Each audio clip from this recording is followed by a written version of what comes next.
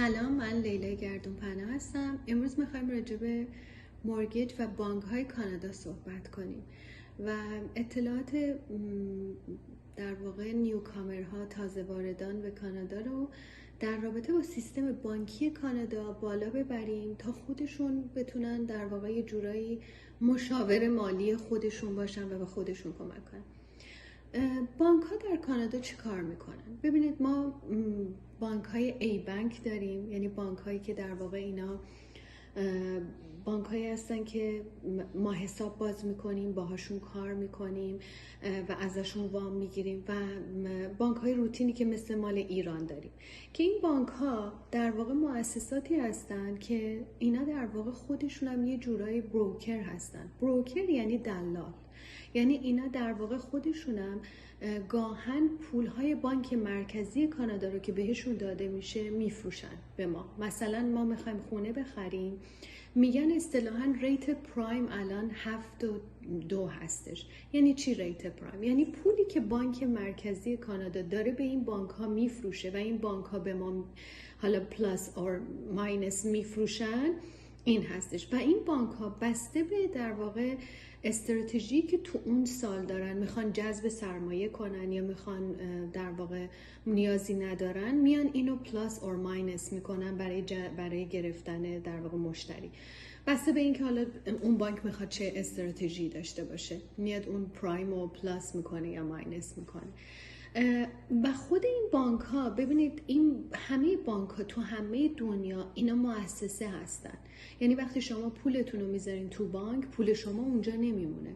اون شرکت، اون کمپانی، اون شیرهولدرهایی که این بانک رو دارن، اینا میان پولا رو یا میبرن تو استوک یعنی همون سهام یا بورس، یا میبرن توی مورگیجایی که به من و شما به همه داده میشه، میرن خونه میخرن، یا میرن توی اسمال بیزنس ها وام میدن که معمولا اسمال بیزنس ها رو خود دولت واماشو میده به بانک ها، و یا اینکه به بیلدرها کانستراکشن لون اصطلاحاً میدن، یا لاین آف کردیت میدن، یا اینکه یه سری شرکت های زیر مجموعه بانک ها دارن که در واقع شرکت های اینشورنس یعنی بیمه هستن، یا کمپانی های مختلف که سرویسی های مختلف دارن، گاهی وقتا زیر مجموعه بانک ها هستن.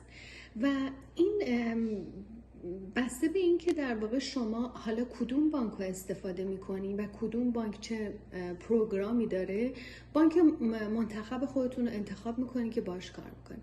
گاهن پیش میاد که مثلا میگن اصطلاحاً هیچ کدوم از بانک ها نتونستن اپرووال بگیرن، یعنی اون طرف نتونسته اون بانک، یعنی اون مدارک اینکام درآمدی اون آدم رو، اون شخص رو قبول نکرده، برای اینکه اپرووش نکرده، برای اینکه بخواد این وام رو به اون آدم بده.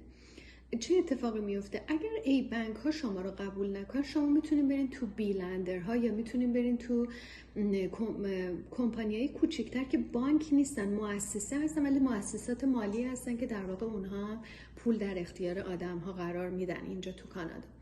به صورت کلی تو کانادا خب خیلی راحت تر هستش پول گرفتن، یعنی فایننس کردن تو کانادا خیلی آسان تر هستش از جاهایی مثل ایران یا ترکیه، و پول ارزون تر هستش اینجا.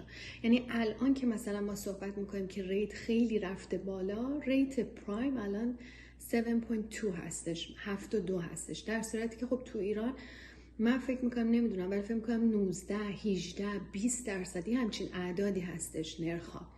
و اینجا به صورت کلی خریدها نقد نیستش و مردم معمولا با مورگیج خریداشون رو انجام میدن. این یه توضیح کلی راجع به در واقع بانک بود. و توضیح دیگه این هستش که ببینید، اینفلیشن، تورم یعنی چی؟ تورم یعنی این که بانک مرکزی کانادا وقتی که پول زیاد چاپ میکنه، اولا که پشتوانه همه پول ها تو همه دنیا طلا هستش. یعنی این پولی که چاپ میشه، این کاغذی که چاپ میشه، پشتوانش طلا هستش. و وقتی که دولت ها بیشتر از اون حدی که طلا دارن میان پول چاپ میکنن، ارزش این پول میاد پایین، چون دیگه بکاپ نداره، دیگه پشتوانه نداره این پول. اتفاقی که الان تو کانادا افتاده این هستش که آقای ترودو اومده مثل آقای احمدی نژاد، کاری که در واقع به اعتقاد من کاری که آقای احمدی نژاد کرد دوره ایشون با ایران، در واقع آخوندها نتونستن این کار رو انجام بدن با ایران. ایشون کاری که کرد اومد مثل کاری که الان آقای ترودو کردش، اومدش انرژی ها رو آزاد کرد. گفت من امروز میخوام انرژی ها رو آزاد کنم. و من یادم قبض گاز 1&1، من اون موقع یک شرکت تبلیغاتی داشتم تو ایران، نیو ویژن، و با کمپانی بوف با هم دیگه در واقع جوینت ونچر داشتیم و یه بیزنس خیلی خاصی رو انجام دادیم که کمپین های خیلی فوق‌العاده‌ای برای شرکت‌های صنایع غذایی می‌نوشتیم. من یادمه که شرکت 1&1 قبض گازی که میومد 800,000 تومان به یک باره اومد 12 میلیون.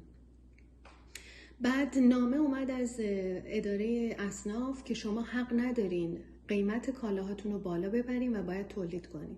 و وقتی من بیادش بخیر از همینجا سلام میکنم به آقای فرهندش، از استادای خوب من و از بزرگان صنایع غذایی ایران، وقتی من با ایشون تماس گرفتم که میخواستیم کمپینشون رو استارت بزنیم، گفتن خانم گردون‌پره ما نمیتونیم این کار بکنیم، برای اینکه ما الان باید هرچی تولید کنیم تو ضرریم، چون الان ایشون هیچ سوبسیدی، هیچ در واقع بسته حمایتی برای ما در نظر نگرفته و اومده یه دفعه یارانه ها انرژی ها رو آزاد کرده قیمتش رو و به ما میگه که نباید قیمت ها رو ببریم بالا.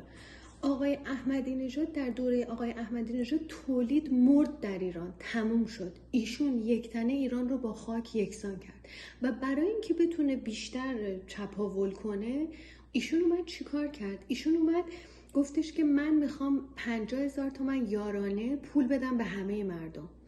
ببینید شما امروز اگه یه پول بدین 50,000 تومان به یه بیزنسمن، شما خودتون میدونید اون میره اونو سرمایه گذاری میکنه و بیزنس ایجاد میکنه و اشتغال ایجاد میکنه، آدما میان سر کار. ولی اونو اگر بدین به یک آدم معمولی، به یک کشاورز، به آدمی که نالجشو نداره، خب اونو میخوره، تموم میشه و اتفاق خاصی هم نمیافته. این آقا اومد بی محابا پول چاپ کرد به این بهانه که من میخوام این پولو بیارم سر سفره مردم.